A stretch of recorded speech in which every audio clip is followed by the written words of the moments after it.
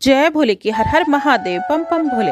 आज मैं आपको सुख सागर 8वें स्कंद का 21वां अध्याय सुना रही हूँ। दानव हरि अधीन जब गए रसातल माहे, वरुण पास सो गरुड़ ने बलि कह बाध्यो चाही। सुनी।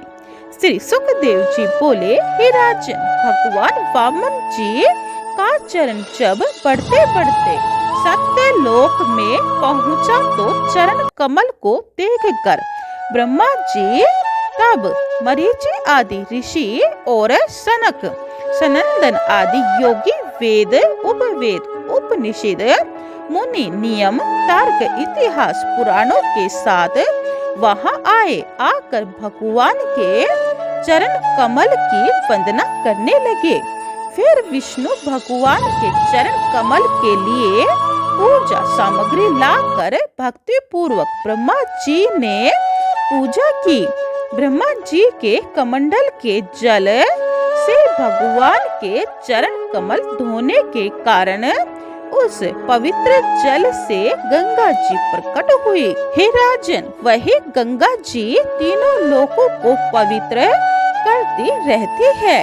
हे राजन, ब्रह्मा जी लोकपाल अपने अपने अनुचरों के साथ अपने स्वामी वामदेव जी के लिए अनेकों भेंट देकर जल, माला, गंध, धूप, दीप, फल तथा जय शब्द से एवं नृत्य गीत बाजे आदि से वामन जी के चरण कमलों की पूजा करने लगे। इधर दैत्यगण गुस्से में भर कर कहने लगे कि अरे, यह ब्राह्मण का बालक नहीं है, यह तो मायावी विष्णु है।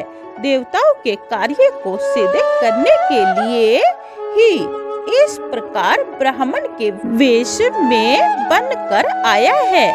इस हमारे शत्रु विष्णु ने ब्रह्मचारी वेश में भिखारी पने से हमारे राजा बलि का सब राज्य छीन लिया है। हमारे राजा बलि कभी भी झूठ नहीं बोलते। इस समय यज्ञ की दीक्षा लेकर तो और भी बड़े बड़े नियम धारण कर रखे हैं। अपराधी को दंड देना भी छोड़ रखा है। हमारे स्वामी ब्राह्मणों के परम भक्त तथा दयालु हैं। अतः इस समय उनकी आज्ञा के बिना भी इस मायावी शत्रु को मारना हमारा परम धर्म और कर्तव्य है। स्वामी की यही ऐसी ही सेवा करनी चाहिए जिससे स्वामी का हित हो। यह विचार कर सबके सब दैत्यगण वामन जी को मारने के लिए अस्त्र शस्त्र लेकर टूट पड़े। किंतु बलि राजा को उनके इस कर्तव्य से बड़ा घोर दुख हुआ, क्योंकि वह ये नहीं चाहते थे कि भगवान के ऊपर शस्त्रों से मेरे दैत्यगण प्रहार करें।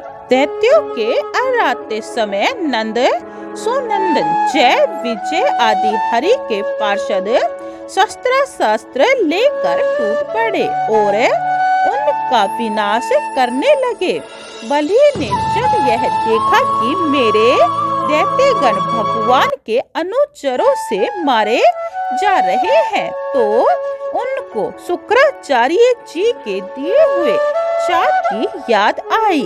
तब वह बलि राजा अपने अनुचरों को रोक कर कहने लगे, हे विप्रचित्ते, नमोचे, हे राहु, हे नेमि, तुम मेरे वचन सुनो और युद्ध से रुक जाओ। यह समय हमारे अनुकूल नहीं है। जब फिर कभी देव हमारे ऊपर अनुकूल होगा तो हम इन देवगणों को जीतेंगे। अतः तुम सब लोग अपने अनुकूल समय को देखते रहो। इस प्रकार अपने स्वामी बलि के वचनों को सुनकर दैत्यगण युद्ध से रुक गए और सब के सब विष्णु भगवान के अनुचरों द्वारा खदेड़े गए रसातल को चले गए। इसके बाद हरि भगवान के आशय को पाकर पक्षीराज गरुड़ जी ने बलि को नागपाशों से बांध लिया। हे राजन, भगवान ने बलि को ज्यों ही नागपाशों से बंधवाया, त्यों ही पृथ्वी, आकाश और दिशाओं में बड़ा हाहाकार मचने लगा।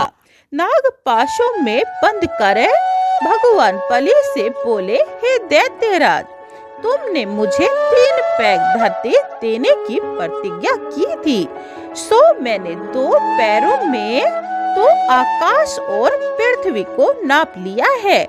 अब तीसरा पैर कहाँ रखूं? इसके लिए तेरे पास देने को क्या है, वह मुझे दे।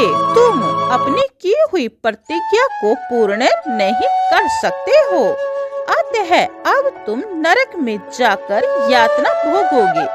तुमने अपने धन के घमंड में आकर दान देने का कपट किया, उसका फल अब भोगो।